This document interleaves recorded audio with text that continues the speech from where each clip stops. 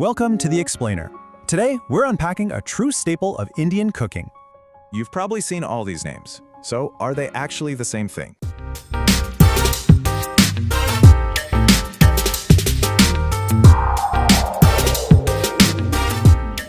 Well, yes, they're all Semolina. The name you use just depends on where you are.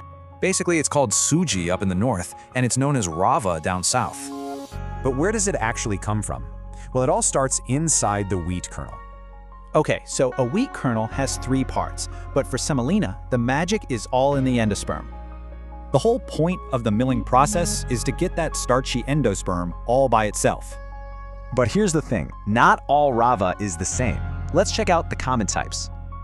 This chart breaks it down perfectly. It's all about the wheat type and the brand. Bombay Rava is the one you'll see most often. It's super fine and smooth. Bansi Rava is coarser, which is great because it won't get all sticky, perfect for upatun.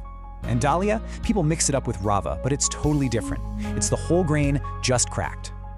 Okay, let's talk food. Rava is so versatile, from savory meals to amazing desserts. It works for everything.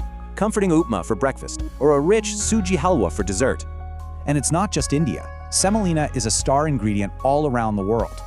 Want a pro tip? Always toast your Rava first. It gives it a great nutty flavor. But here's the big question. Is it actually good for you? Let's look at the nutrition.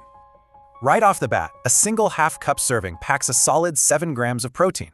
So you get great energy and protein. Just remember, it does have gluten, so it's not for everyone. So what's the bottom line? Rava is a quick, versatile, and really satisfying ingredient to cook with. So which Rava will you grab for your next dish? Thanks for watching and subscribe for more videos.